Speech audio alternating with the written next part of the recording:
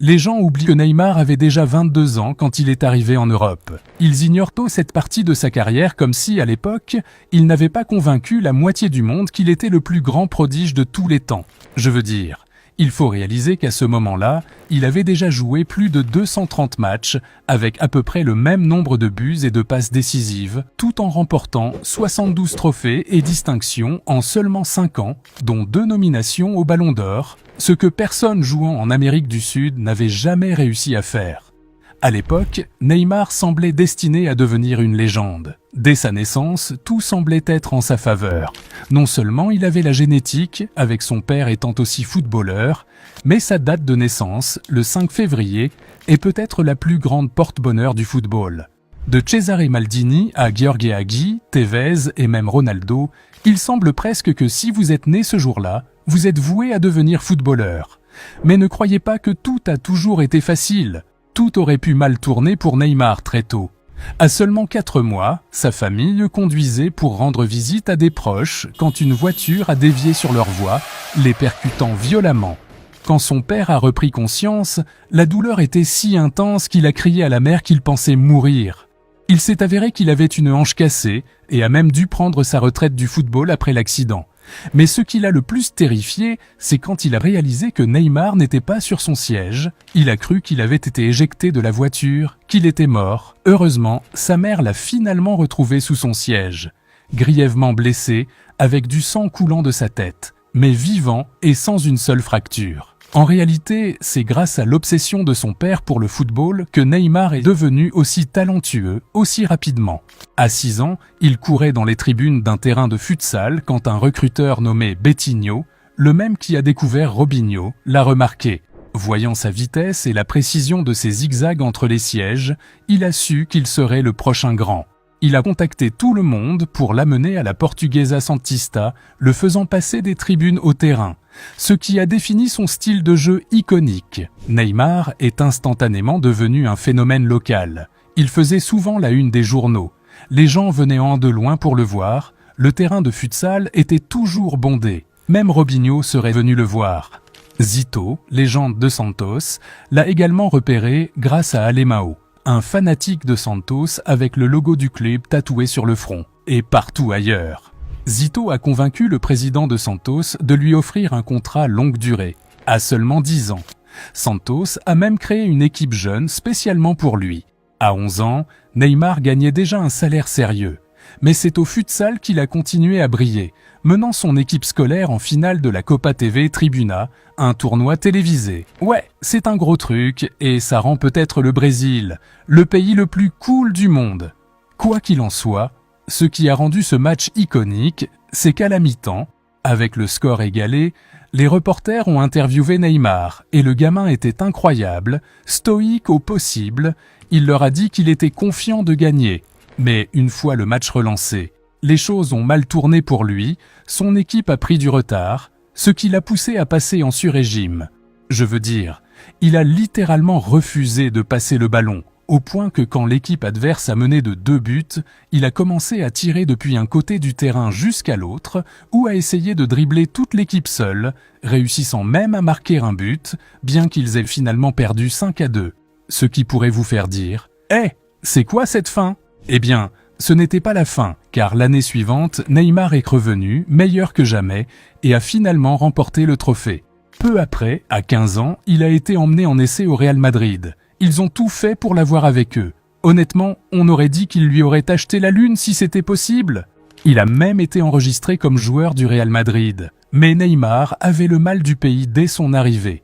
Son père a donc négocié avec Santos un bonus de signature d'1 million de réals et a ramené le gamin au Brésil. Et à partir de là, il a explosé. Durant les 2 années suivantes, il a commencé à jouer avec les plus âgés de l'académie, malgré ses 15 ans, et a tellement brillé qu'il a été appelé en équipe du Brésil des moins de 17 ans, devenant le prodige le plus célèbre du pays, poussant Santos à le verrouiller avec un contrat peu après ses 17 ans et à le faire monter en équipe première, où il n'était même pas censé jouer au départ. Mais devinez ce qui est arrivé ? Il a complètement écrasé ses coéquipiers à l'entraînement, au point que l'entraîneur a plaisanté en disant qu'il l'appellerait pour le prochain match. Contre toute attente, Neymar lui a répondu qu'il était plus que prêt. Si bien qu'au moment du match, avec le score à 0-0 à la 59e minute, tout le stade, connaissant son talent, a scandé son nom, demandant à l'entraîneur de le faire entrer.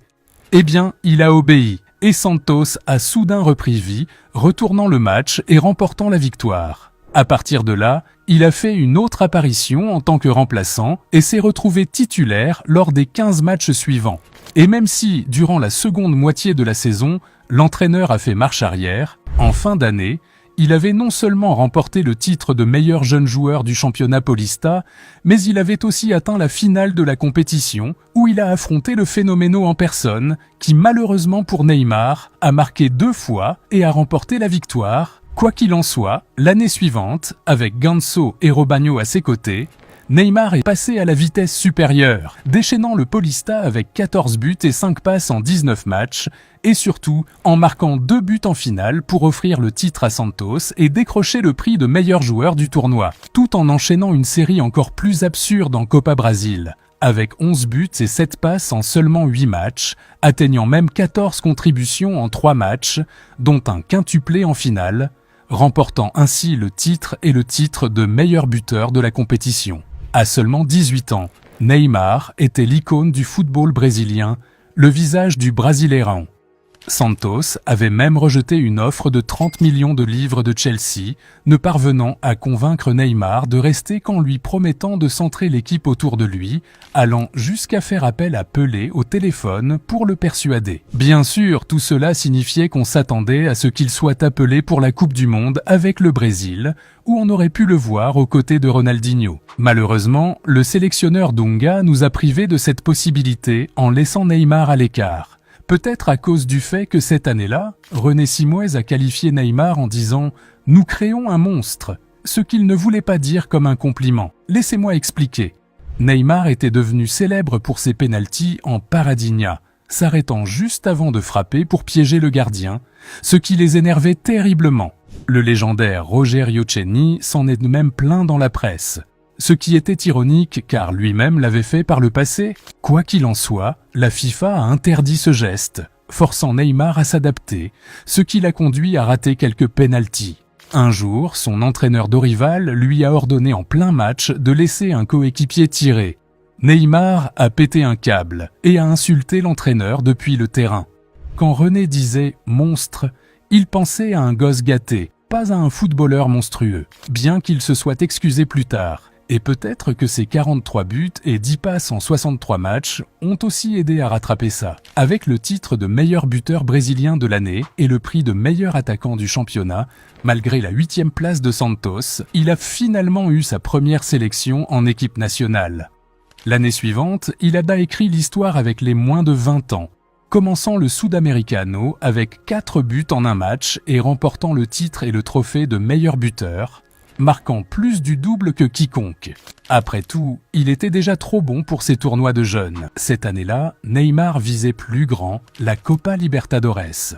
Il a tout commencé en marquant le but contre Colo-Colo qui les a qualifiés pour la phase à élimination directe, où il a livré l'une des performances les plus décisives de tous les temps. Une passe décisive contre Club América en 8e, un but et une passe contre Ans Caldes en quart, une passe en demi-finale aller et le but décisif au retour. Santos est devenu champion d'Amérique du Sud pour la première fois depuis Pelé. Et bien sûr, Neymar a été élu meilleur joueur du tournoi. Et comme si ça ne suffisait pas, lors de son match suivant avec Santos, il a bien affronté Ronaldinho et Flamengo. Le match a commencé avec 2 buts de Borges, dont une passe de Neymar, avant que ce dernier ne marque l'un des plus grands buts de tous les temps pour mener 3-0. Mais Flamengo a égalisé, avec un triplé de Ronaldinho, dont 2 buts en fin de match.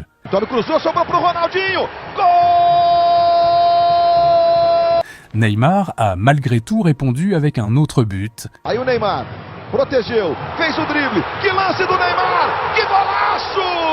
Et malgré la défaite 5-4, son premier but a remporté le prix Puskás, faisant de lui le plus jeune lauréat à l'époque. Quelques mois plus tard, après une partie de fut-volley épuisante la veille d'un match, Neymar s'est endormi dans le bus.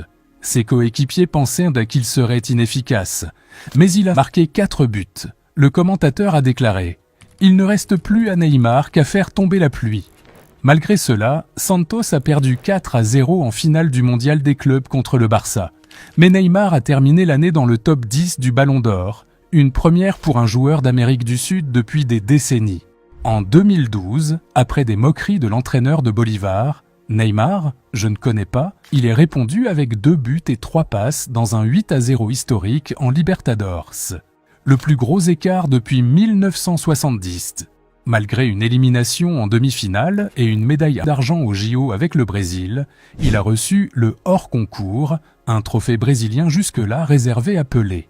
En 2013, après 138 buts et 65 passes en 230 matchs avec Santos, Neymar rejoint enfin l'Europe. Le Barça débourse 57 millions d'euros, officiels, même si le Real Madrid soutiendra que Santos réclamait 150 millions, quoi qu'il en soit, ça en valait la peine. À Barcelone, Neymar s'impose immédiatement et forme avec Messi et Suarez le trio MSN, peut-être la plus redoutable attaque de l'histoire. Ensemble, ils écrasent l'Europe. Triplé historique en 2015, Liga, Coupe, Ligue des Champions, Neymar marquant même en finale contre la Juventus.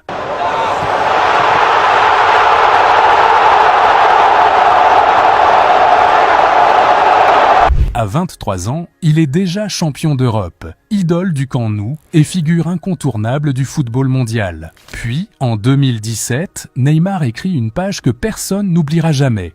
222 millions d'euros, le transfert le plus cher de tous les temps pour rejoindre le PSG.